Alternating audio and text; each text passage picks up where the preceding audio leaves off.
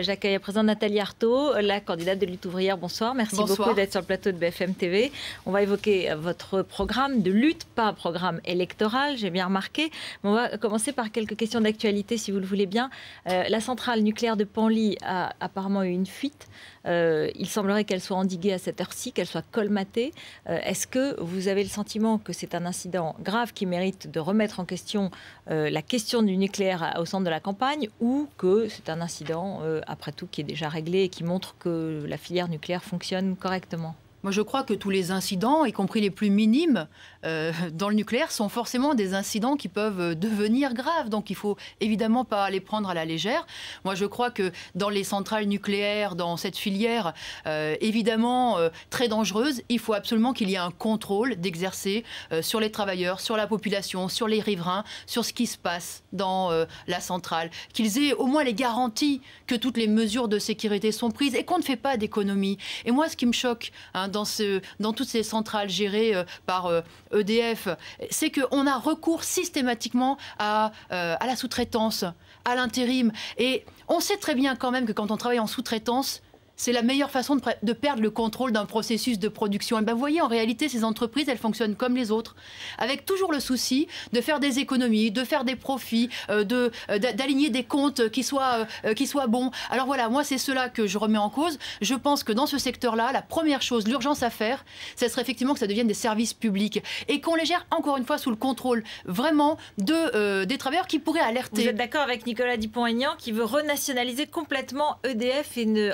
sortir complètement la filière nucléaire des aléas du marché éventuel? Le problème, c'est qu'il faut les sortir des aléas du marché, mais même de cette recherche du profit. C'est ça qu'il faudrait faire. Et c'est vrai qu'aujourd'hui, on est dans une économie où tout ce qui est fait, tout, mais même fabriquer des médicaments. Et vous êtes prof d'économie. Prof d'économie et de gestion. Oui, mais vous savez, même quand voilà, moi, ce qui me choque dans cette société, c'est que même quand on est un fabricant de médicaments, qu'on est censé faire le bien, soigner, eh bien, on fabrique d'abord et avant tout des profits. Et parfois, ça amène à mettre sur le marché, y compris des médicaments qui ne soignent pas, mais qui tuent.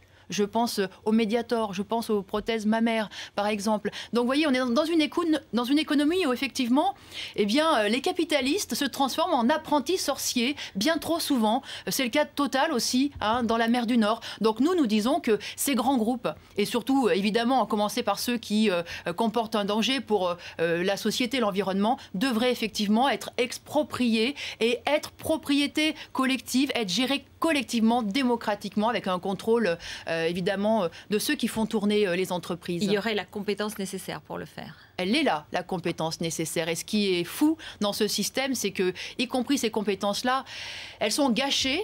Elles sont gâchées bien souvent parce qu'elles sont mises au service d'une seule et même politique. Il faut toujours faire de l'argent le plus vite possible en faisant tout et n'importe quoi. Alors, autre question, avant de passer à votre campagne. Le congrès de l'UEIF s'ouvre ce soir, l'Union des organisations islamiques de France. Le gouvernement a mis en garde contre les débordements parce qu'apparemment, il y avait des prêcheurs islamistes radicaux qu'on a interdit de séjour en France, qui avaient des discours clairement antisémites ou anti-féministes ou même violant les droits des femmes. Quel est votre sentiment? C'était normal de mettre en garde cette organisation? Moi, je vois surtout l'hypocrisie qu'il y a de la part du gouvernement, de la part de Nicolas Sarkozy, qui a quand même soutenu l'UEIF, qui s'est rendu à son congrès, je crois que c'était l'année dernière d'ailleurs. Non, quand il était ministre de l'Intérieur. Quand il était ministre de l'Intérieur, il y a plusieurs années. Il y est allé, il a pris la parole, etc. Bon, je vois aussi que ses amis du Qatar, l'émir du Qatar, le roi d'Arabie Saoudite, qui ne sont quand même pas des grands progressistes et qui, au contraire, font appliquer une législation moyenâgeuse, je dirais, en cautionnant la lapidation, etc. Ce sont ses amis. Alors moi, voilà, je veux dénoncer l'hypocrisie de ce gouvernement qui prétend lutter contre les réactionnaires salafistes et qui, en réalité, quand il s'agit d'émirs et de rois qui peuvent apporter un peu de pétrole et un peu d'argent, eh bien, ils s'entendent tout à fait bien. Voilà. Alors moi, ça me choque. Les droits des femmes, c'est une cause qui vous tient à cœur. C'est vrai que Lutte ouvrière a eu une femme candidate. Avant vous, c'était Arlette Laguillet. Aujourd'hui, c'est vous. Et vous avez fait un peu sensation hier au forum de Elle en disant qu'il fallait peut-être envoyer en prison les patrons qui ne respecteraient pas l'égalité homme-femme dans les entreprises. Mais on a eu l'impression que vous avez un peu improvisé cette mesure, que vous avez pensé comme ça et vous l'avez lancée. Oui, je dois dire, disons que non, je suis pour, absolument pour les envoyer en prison. De façon générale, je suis pour que quand on ne respecte pas la loi, quand on vole effectivement, là en l'occurrence 200, 300 € sur un salaire parce qu'on est une femme, le patron quand il ne paye pas ce qu'il faut, c'est un vol. Quand il le fait de façon répétée, eh bien c'est un vol qui est répété, c'est un délinquant récidiviste. Et moi je ne vois pas pourquoi on traite si durement, de façon si coercitive les petits délinquants récidivistes, à qui qu'on menace et parfois qu'on envoie en prison. Pourquoi traite-t-on autrement les patrons? Voilà, moi je ne vois pas le problème. Vous voyez, ça a fait effectivement, vous dites, réagir, beaucoup de réactions. C'est révélateur quand même de la société dans laquelle on est. C'est que ces patrons, ils sont intouchables. Voilà. Ils peuvent s'asseoir sur les lois, ne pas les respecter, ne pas payer les heures supplémentaires, ne pas respecter, mettre en cause la santé de leurs travailleurs. Le monde n'est pas un petit peu... Ils sont intouchables. Le monde n'est pas partagé pour vous entre les méchants et les gentils, entre ceux qui sont parfaits et puis ceux qui au contraire ont tous les défauts. Et ça m'étonne presque qu'une professeure d'économie, c'est bien plus complexe. Voyez, et l'économie et la vie, non? C'est un petit peu vous qui finalement séparez le monde en deux. Pourquoi? Parce qu'on a une cravate, un costume, et puis parce qu'on est grand patron d'une grande entreprise, pourquoi est-ce qu'on serait le mal? On n'aurait pas des comptes à rendre à la société quand on viole la loi. Moi, je suis choquée de ce qui se passe vis-à-vis de la catastrophe de l'Erika. Je suis choquée de voir que Ikea a espionné ses salariés, a espionné ses clients même. Je suis choquée de ce qui s'est passé avec les banquiers. Moi, ça m'a révoltée de voir que les banquiers c'est eux qui ont été les responsables de cette crise, parce qu'ils ont transformé leur salle de banque en salle de casino.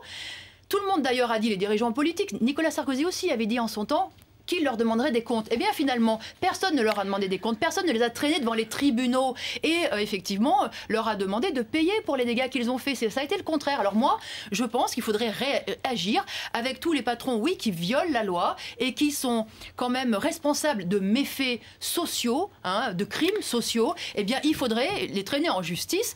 Et puis, moi, je pense même plus loin. Je pense qu'il faudrait en réalité les exproprier. Les patrons de tous ces grands groupes qui ne les font fonctionner, encore une fois, que pour la rentabilité, que pour l'argent, que pour servir une minorité de grands actionnaires, il faudrait les exproprier de façon qu'enfin, que ces grandes entreprises, elles servent vraiment pour répondre aux besoins de toute la population. Alors avec ce discours si radical, si absolu, vous stagnez quand même à peu près moins de 0,5% dans nos sondages. Et Jean-Luc Mélenchon ramasse la mise. Il est à 15% dans notre sondage, la course CSA 2012. En quoi... J'ai envie de dire, en quoi vous justifiez votre candidature? À quoi sert-elle dans le fond? Est-ce qu'on a vraiment besoin de votre candidature par rapport à Jean-Luc Mélenchon? Écoutez, vous, peut-être pas. Vous, peut-être pas. Mais pourquoi devrais-je justifier ma candidature? À partir du moment où il y a un courant, aussi minime soit-il, qui a envie de s'exprimer, de prendre la parole, de dire, oui, nous, cette société capitaliste, on pense qu'elle est à changer de fond en comble et qu'il ne faut pas accepter ces schémas-là. Forcément, il faut faire beaucoup de profit. Forcément, il faut que les actionnaires soient payés, rubis sur ongles. Forcément, il faut que les banquiers ne soient pas gênés en rien. Voilà. Nous voulons porter cette voie, oui, d'un changement radical de la société, parce qu'on pense que, voilà, cette économie, elle est complètement folle. Et cette voie-là, nous la portons, pas Jean-Luc Mélenchon. Vous voyez, Jean-Luc Mélenchon n'est pas communiste révolutionnaire. Nous pensons que la société capitaliste, elle a fait son temps. Voilà. Pas Jean-Luc Mélenchon. J'ai entendu que Martine Aubry avait dit pourquoi pas des ministres communistes dans un prochain gouvernement présidé par François Hollande. Ça, c'est une bonne nouvelle pour vous? Alors, quand on parle de ministres communistes, là, elle parlait de ministres du Parti communiste. Absolument, mais voilà. Ils sont dans le front de gauche avec Jean-Luc Mélenchon. Voilà, le Parti communiste, depuis longtemps, s'est intégré, en fait, au système de la bourgeoisie et finalement au système politique.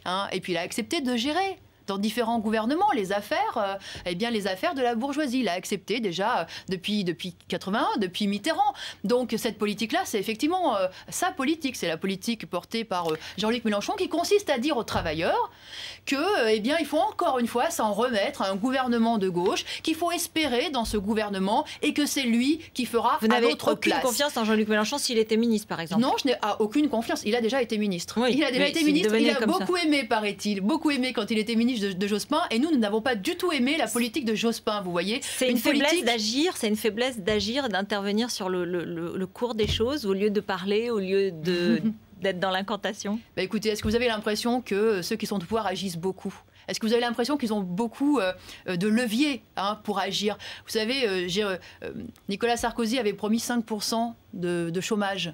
On est à près de 10% parce que c'est ses amis, les capitalistes, eux, ils ont une autre politique. Ça a été la politique de licencier à tour de bras dès que la crise a éclaté. Donc, vous voyez, la réalité, c'est que ceux qui font la politique, ceux qui décident des retraites, des salaires, des embauches, du chômage, c'est ces grands groupes industriels. C'est ces grands groupes, effectivement, du CAC 40 qui dominent toute l'économie. Et eux, ils ont une politique, je vous garantis. Les marchés financiers, ils ont une politique. Ils les imposent aux dirigeants de gauche et de droite. Comment réagissent vos élèves, les parents de vos élèves? Je ne sais pas, est-ce que vous avez des réactions, des relations avec eux depuis que vous avez commencé la campagne? Je crois que là, j'en saurai plus quand je retournerai effectivement au lycée, c'est-à-dire après les vacances de Pâques. Parce que là, ils ont, je crois, bien compris, effectivement, que j'étais candidate à l'élection présidentielle. Jusqu'à présent, c'était moins clair. Là, on vous a vu sur les plateaux. On me voyait moins, voilà. Mais je crois qu'il y a beaucoup de fierté, et qu'il y a du respect. Et je suis convaincue qu'ils me feront bon accueil quand je retournerai les voir. Vous retournez donc en cours après les vacances de Pâques, après le premier tour. À moins que je sois élue, évidemment. Évidemment. Ce qu'on ne peut pas exclure.